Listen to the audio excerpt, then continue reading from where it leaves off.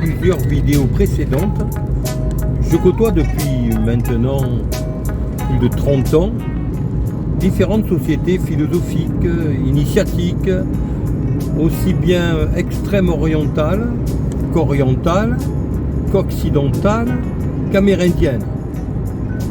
Et c'est donc ce qui fait que pour avoir côtoyé à la fois ces sociétés en partie, parfois uniquement des membres de ces sociétés, comme je le dis depuis de très nombreuses années, suite finalement aux interrogations qui se sont posées à moi lors de mes études en lettres, littérature et philosophie, j'ai récolté, je dirais, une certaine expérience de réponses que l'on peut avoir à différents questionnements. Sachant qu'en philosophie, ce ne sont pas les réponses qui comptent, mais les questions que l'on se pose qui nous permettent d'avancer et qui, en nous faisant avancer, font cheminer sur ce chemin de la vie à travers les questions, puis les différentes réponses que nous pouvons trouver. Nous avançons et évoluons dans la compréhension de la vie en général. Et c'est pour cela qu'on dit bien qu'en philosophie, il n'y a pas de réponse toute faite que l'on peut nous apporter. Les seules réponses sont les réponses que nous trouvons nous-mêmes, même si nous trouvons parfois les mêmes réponses que d'autres ont trouvées avant nous. Mais le fait de trouver des réponses par nous-mêmes nous donne une conscience de ces réponses, de ces explications que nous n'aurions jamais si elles nous étaient simplement livrées par quelqu'un ou si elles étaient simplement lues. Alors maintenant que j'ai explicité cette notion de réponse à des questions que l'on peut se poser, vient le point beaucoup plus profond qui concerne les raisons pour lesquelles je fais ces vidéos. Donc cela commence à se clarifier.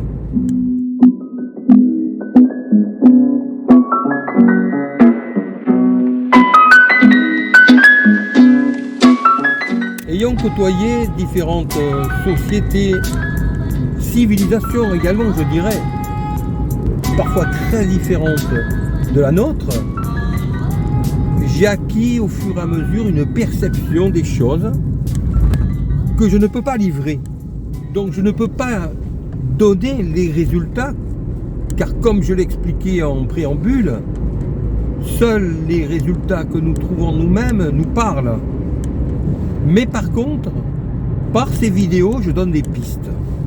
Je ne peux pas donner de réponse, bien entendu, pour les raisons que j'ai évoquées, mais par contre, je peux donner des voies qui permettent éventuellement aux personnes que cela interpelle, plus ou moins de se mettre en chemin, éventuellement d'éviter certains écueils, parce que des écueils, il y en a, et de très gros, que l'on ne voit pas forcément. Donc par ces vidéos que je fais, qui ont bien entendu plusieurs raisons d'être, cela est évident, il y a toutes les raisons que j'ai expliquées par ailleurs précédemment dans d'autres vidéos. Il y a aussi, et peut-être surtout dans un deuxième temps, cette notion de transmission de clés permettant d'éventuellement évoluer sur des chemins que j'ai eu à emprunter pour rencontrer des personnes qui m'ont enseigné beaucoup de choses, je dois le dire. Et la première de toutes, et en tout premier lieu, le Dalai Lama, que j'ai eu la chance de rencontrer, de côtoyer, de même que son précepteur, qui sont des personnes qui pour moi se caractérisent, bien entendu, je n'apprendrai rien en disant cela, par une grande sagesse, un grand calme, une vision exceptionnelle des choses. Ce sont des personnes qui, quand elles vous regardent, vous voient, non pas l'enveloppe que nous avons, mais voient notre être. Et en cela, pour moi, ce sont vraiment des exemples. Ce sont également des personnes qui se caractérisent par une très grande modestie. Et dans les différents cercles philosophiques, initiatiques que j'ai pu côtoyer, que j'ai pu approcher, j'ai toujours perçu cette même constante. Les vrais initiés sont des personnes simples. Ce sont des personnes qui transmettent d'un côté ce qu'elles savent sans en faire cas, car ce qu'elles savent, sur un plan philosophique, ce sont en fait, comme je le disais, des clés qu'elles ont utilisées qui leur ont permis de cheminer. Et donc c'est une expérience. Et cette expérience, elles ne peuvent pas la transmettre. Elles ne peuvent que mentionner les moyens permettant de la vivre à notre tour si cela est notre désir. Tel un alpiniste qui explique comment il a gravi une montagne, en partageant, en transmettant cette expérience, pourra permettre à d'autres personnes de faire à leur tour cette même expérience, par exemple consistant à gravir le sommet d'une montagne, que ce soit une montagne physique ou une montagne spirituelle, bien entendu. La matière qui englobe tout le reste est la philosophie. Et c'est pour cela que je me suis autant intéressé très jeune aux sociétés philosophiques. La philosophie est cette discipline, et non pas matière, qui englobe toutes les autres, qui englobe la littérature, qui est un premier point d'accès. En philosophie, il faut tout d'abord observer, analyser correctement, c'est ce que l'on apprend à faire en littérature, puis éventuellement, pour analyser correctement, avoir accès à d'autres sciences ou disciplines ou matières, telles que la sociologie, l'ethnologie, la psychologie, pour enfin avoir une vision globale avec du recul, ce qui correspond à la vision de la philosophie. Et c'est en cela que, pour ma part, la société philosophique de par le monde permet le mieux d'avoir cette vision du monde. Alors chaque société, chaque civilisation a sa manière de prendre du recul avec la société pour avoir cette élévation du niveau de conscience. En Inde, par exemple, la voie de l'ascétisme sera une voie privilégiée, mais ce n'est pas non plus la seule. Et je dirais qu'il y a deux voies principales, qui ne sont pas les seules, encore une fois. Mais pour ma part, je considère que d'un côté, la voie humide, qui est une voie qui procède par illumination, est une voie qui correspond, par exemple, à certaines sociétés orientales. Et de notre côté, la voie sèche, qui de mon point de vue correspond plus à notre voie occidentale, est la voie qui procède par compréhension graduelle de différentes choses. Cette voie procède par stade, par degrés, et permet donc d'avancer au fur et à mesure que nous intégrons d'un côté certaines connaissances et d'un autre côté une certaine expérience, un savoir-faire, un certain savoir-être, permettant de continuer notre évolution. Cette évolution graduelle est ce que l'on appelle la voie sèche, en opposition avec la voie mystique. Cela permet de comprendre que l'on peut évoluer dans la compréhension du monde sans forcément être dans une voie mystique.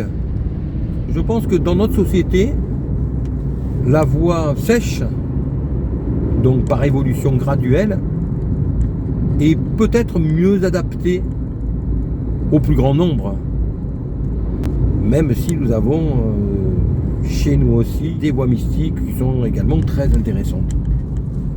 Donc après avoir abordé pendant plusieurs décennies maintenant, depuis le tout début des années 90, différentes voies, sociétés philosophiques, initiatiques de par le monde, cette compréhension que j'ai acquise ne peut pas être transmise en termes de connaissances, comme je le disais.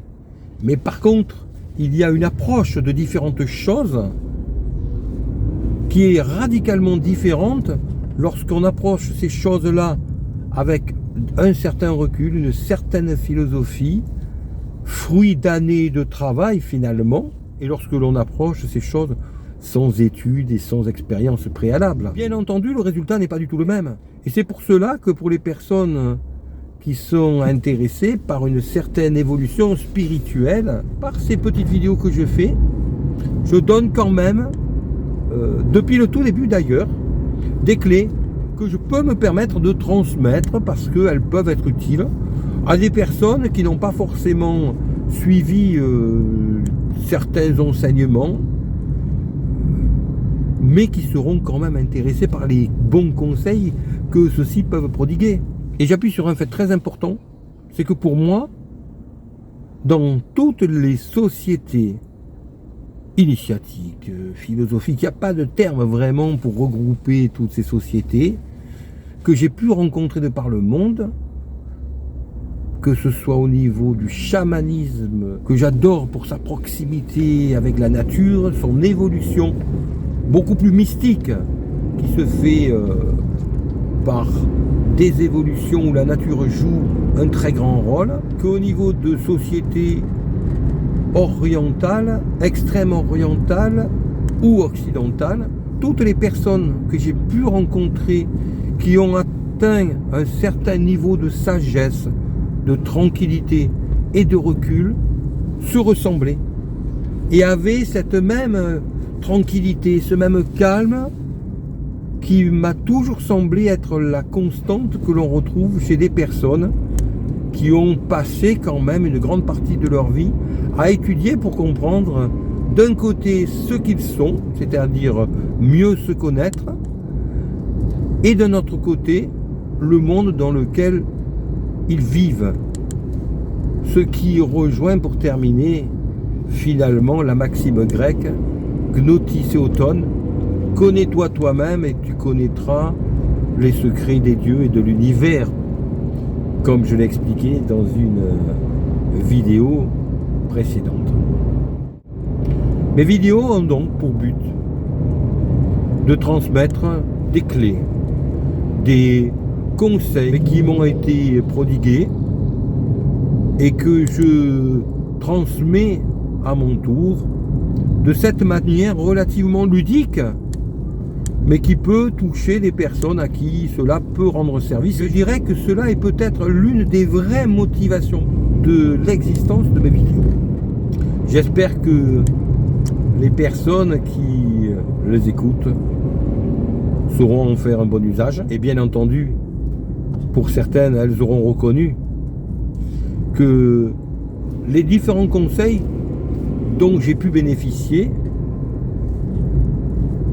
ont pour origine les différentes sociétés que j'ai pu côtoyer aux différents niveaux où l'on a bien voulu me transmettre différents conseils. Donc je peux transmettre ces conseils-là sans pour autant trahir la confiance qui a été placée en moi. Pour terminer, bien entendu, je sais qu'il y a une question qui se pose. Faut-il faire partie de ces sociétés pour bénéficier de leurs enseignements? Et je répondrai que les deux possibilités existent. Pour chacune de ces sociétés, orientales, extrême-orientales, amérindiennes, occidentales, il est possible de se lier d'amitié avec des personnes qui évoluent en leur sein, sans pour autant en faire partie. Parfois même, cela n'est pas possible du tout, par exemple dans le cas de certaines sociétés hindouistes, car il y a des restrictions d'ordre divers qui sont parfois totalement infranchissables. Mais on peut côtoyer ces personnes-là qui organisent des manifestations, des conférences, des repas pendant de nombreuses années, et donc en acquérir une certaine sagesse. Et puis par ailleurs, il est également possible d'en faire partie si on le désire, lorsque cela est possible.